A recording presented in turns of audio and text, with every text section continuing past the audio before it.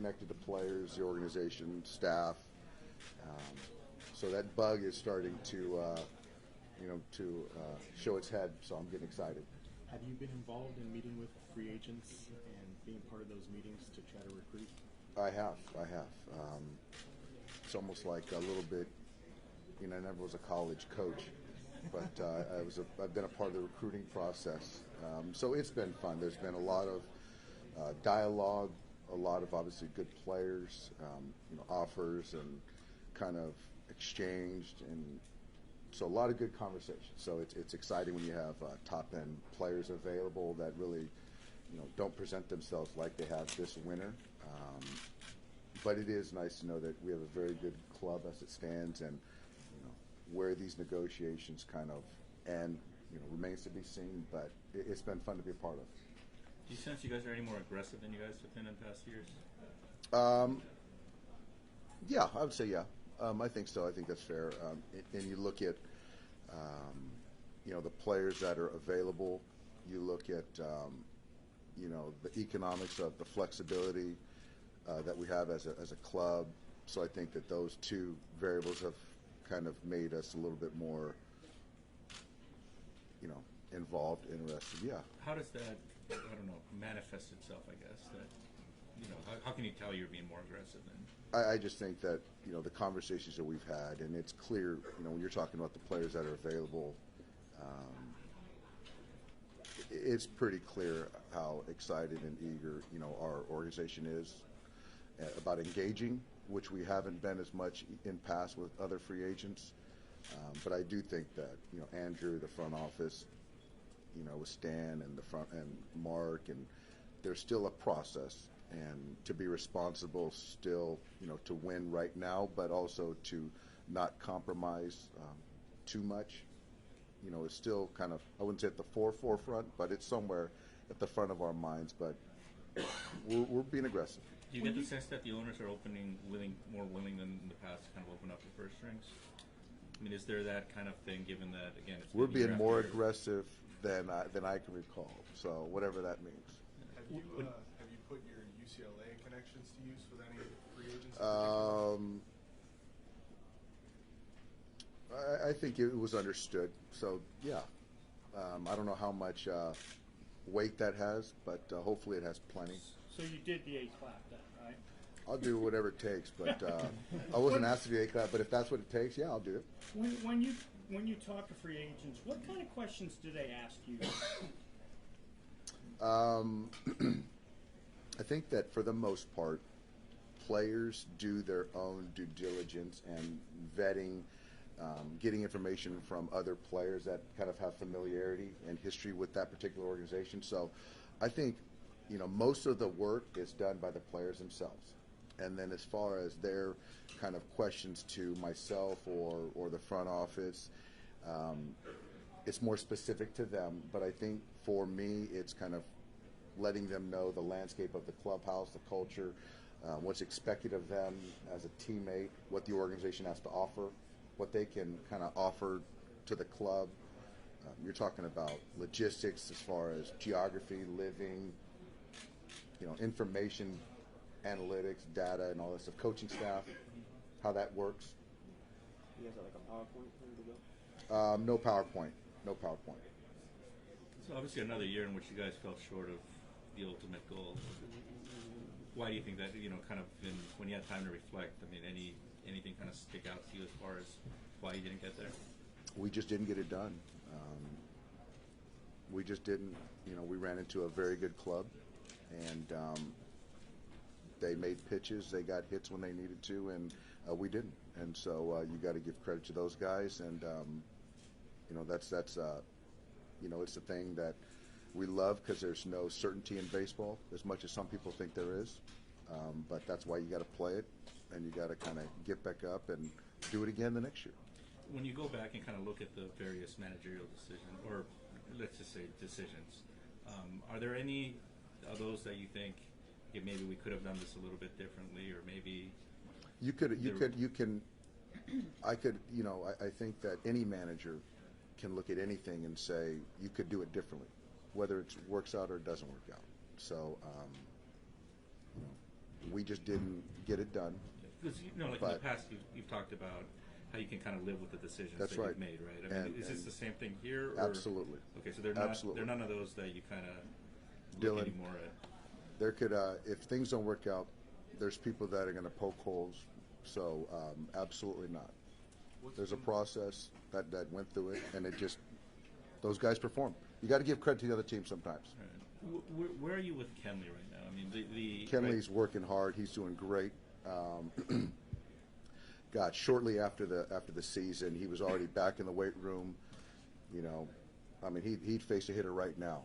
So he's mentally in a great place, physically in a great place. So I don't expect any change in role at all. Because it looked like when Kelly came out, right? I mean, I think that was kind of widely interpreted as you guys having lost faith in Kenley. Where was your confidence level in him then, and where is it kind of going into this coming season? Well, I mean, the confidence is right where it should be, and I believe in Kenley as a person, as a player, and as our closer. How about then? Yeah, it's just the game management, and you're expecting, you know, I'm not going to go all into it, Dylan, but I have confidence. I had confidence in Kenley. What has been your reaction to some of the allegations regarding the Astros that come out this offseason? Just waiting to see how it all kind of plays out. Yeah, I really have no comment. Just let the due process take care of itself, and you know, whatever, you know, consequences or whatever that comes down, then they're gonna have to deal with it. But I really don't have any thoughts on what happened. I take it you're not surprised though.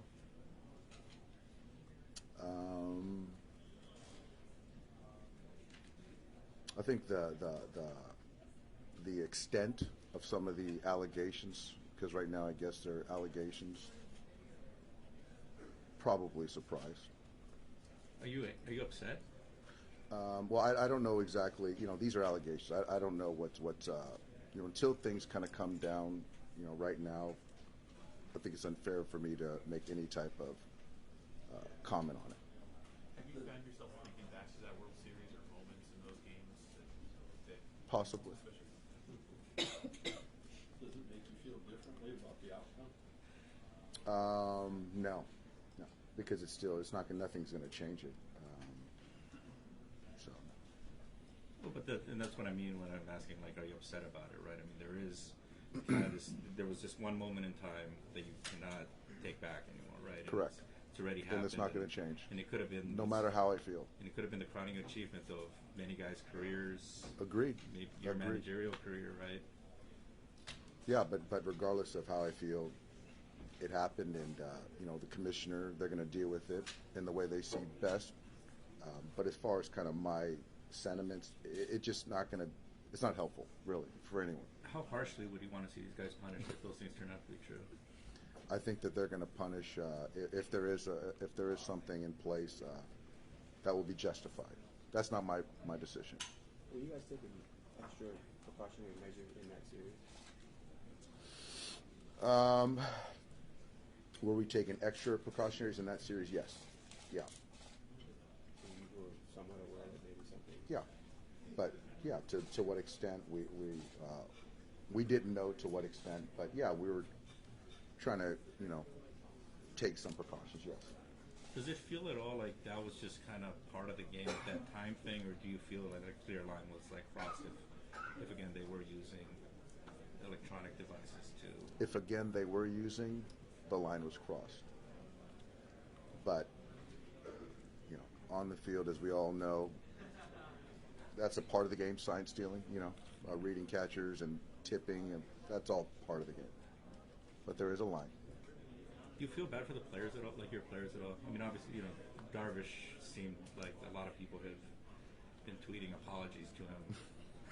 I'm so sorry for calling you this or that at that time. I mean, you know, obviously he wasn't the only. He's guy a big boy, and I don't feel sorry. I don't think he would expect me to feel sorry for him, but I think he can answer that question. But I guess if fans feel they need to apologize to him, great.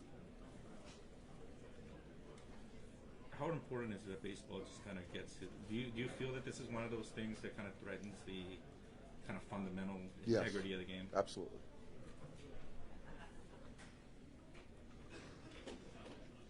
Now, sign stealing from a guy from second base, and is that okay? All fair. Okay. Absolutely. So it's just an electronic That's kind of the line.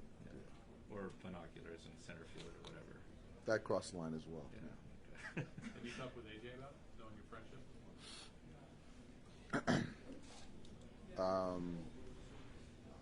I've had a conversation with AJ. Yeah, but I'm not going to go into it. But we have talked. Yeah. Do you believe that kind of strategy, I guess, extends beyond the Astros?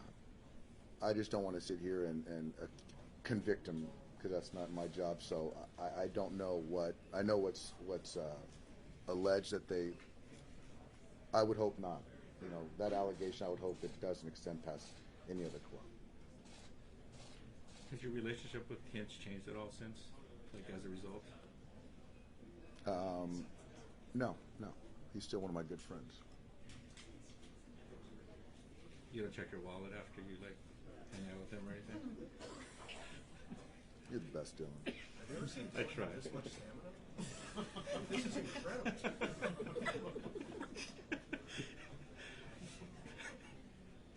I used to be a distance.